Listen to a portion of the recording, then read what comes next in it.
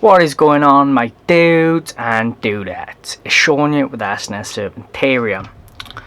Today we're just going to talk about cohabitation. Now, cohabitation is a controversial topic. Everyone has got their own opinion, so try to keep it civil in the comments. Some people are going to be for cohabitation, some people are going to be against. I personally always think there's a middle ground to be had. But yeah, let's just get straight into it. So what cohabitation basically is then, guys, is when you keep multiple snakes of the same species together. I emphasize that because if you keep a boa with a ball python, you're asking for issues. I've talked before about IBD and stuff like that. You're asking for problems there, so don't do anything silly like that unless they live in the same sort of area and people have cohabitated them successfully. I know you can cohabitate some species of lizards together, different species that is. Don't quote me on what species, please, and I'm not saying I recommend it at all. I'm just saying what I've seen. All right. So some species do really well with cohabitation, like garter snakes, and any of that sort of genus. The begins with a T, but I can't remember it. So that covers like European grass snakes and stuff like that as well. Like what we've got native to the UK, they do really well cohabitated. I believe some others do okay when cohabitated as well. But you can in truth cohabitate any snake as long as you know what you're doing, and that's where the problem starts. A lot of people don't know what they're doing, myself included. I'm just a village idiot. You're on not on the snake YouTube platform. No, I'm only a youngster, so I've obviously got a very limited experience, and I'm not going to try to tell you that I'm an expert or anything like that, because I'd be conning you. I'd know in my own heart that I'm not an expert, so it's just silly for me to tell you that I am. Yeah, so I've cohabitated before, obviously for breeding, if you can count that as cohabitation. Some people say no, it doesn't count, which is fair.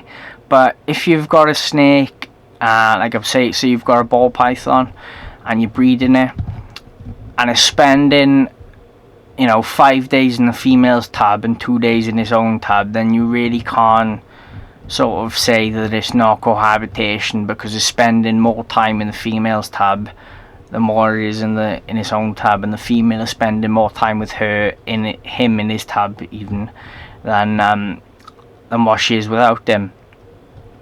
So to me, you're just separating it for feeding, so it's basically the same as cohabitation. If you're gonna cohabitate anyway, I would recommend you always try to feed them separately.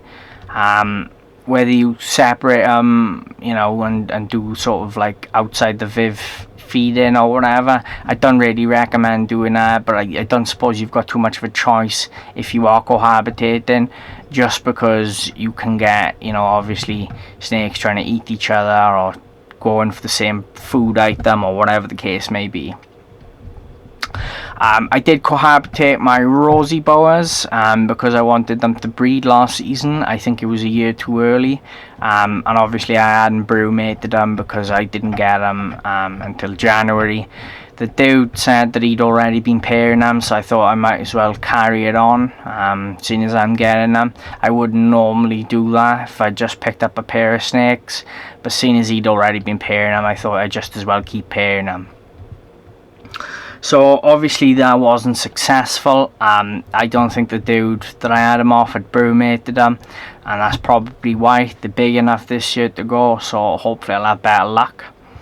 But one issue that I did come across was one day I wasn't even feeding them. I was feeding a different snake, and I was heating up the rodent. It defrosted, and I heat them up with a hairdryer then, so it's got a bit more of a thing. And what happened was the female rosy boa could smell the rodent, and then it bit the head of the male rosy boa, and she was wrapped around him, and obviously I was there, so I noticed straight away, so I just took her off him, and then from then on I kept them separate. I don't think it's a good idea keeping two snakes together, especially if they've got a really high feeding response. African house snakes, that's a no-no because they'll keep breeding as well. And they've got a really high feeding response, so they could end up trying to eat each other. Ball pythons, they can stress out. It's not really the feeding response I'd be worried about. It could happen, mind, I'm not saying it can't happen. It could happen, but that wouldn't be my main concern. My main concern would be the stress. Boas, I do the Damarels live together like 5 days a week and then have 2 days off. So in my opinion, that is cohabitation. They are a breeding pair, so I want to keep them established, if that makes sense. They live together their whole lives with the last keeper. They never had any issues, otherwise I'd like to think they would have separated them. I've not had any issues, so that's fine. But again, is that the gold standard keeping? Probably not. I know a few of my mates, they've got boas and they keep them together. Again, it's not the gold standard keeping, but people do it. Obviously, I'm being truthful in this video here. I'm saying I do it, and I'm also saying it's not the gold standard to keep in, which is not.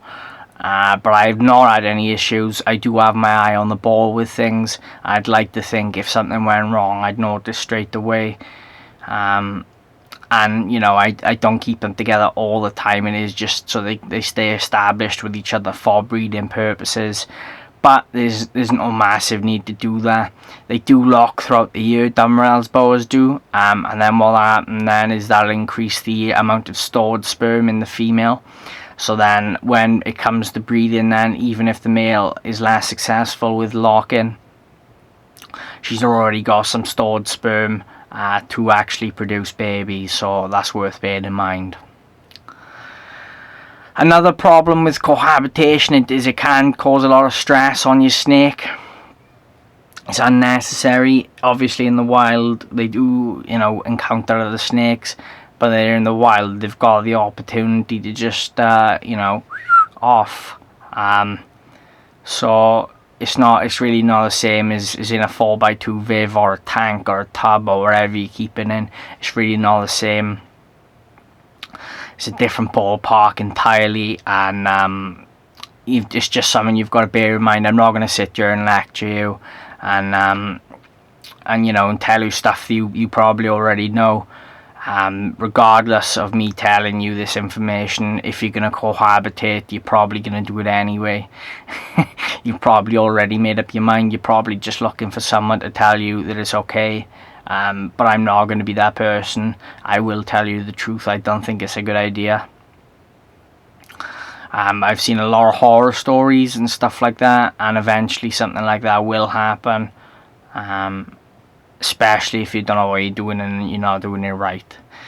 I've never heard of anyone having trouble cohabitating for breeding or anything like that, and that is mainly what I do when I cohabitate. I don't really do it otherwise. Like, I've got all my hatchlings separated. I've got well, pretty much all of them separated, really, other than for breeding purposes. I say pretty much, and really I do mean all of them, and it is only for breeding purposes that they pair. But I do count it as cohabitation because they're in each other's tanks more often than they're not, if that makes sense. But they do have their own tanks, so that's something to just bear in mind. It's always good to have spare tanks if you are choosing to cohabitate, in case anything does go wrong, and then you can just separate them straight away. It's worth noting, sometimes if you've got a fairly intelligent snake and they are well established, then you probably won't have any problems. And feeding time, then when that comes around, you just need to keep your eye on the ball and make sure everything goes smoothly. So I hope you've enjoyed this little rambly video, guys. Again, I don't plan any of my videos. I just do them all off the cuff. I like to try to keep it as honest and authentic as I can. And I hope you're enjoying them. And if you're not, then there's not a lot I can do about that. If you made it this far, make sure you drop us a like, subscribe if you're new around here, comment down below what your thoughts on cohabitation. Thanks for watching, guys, and I will see you in the next one.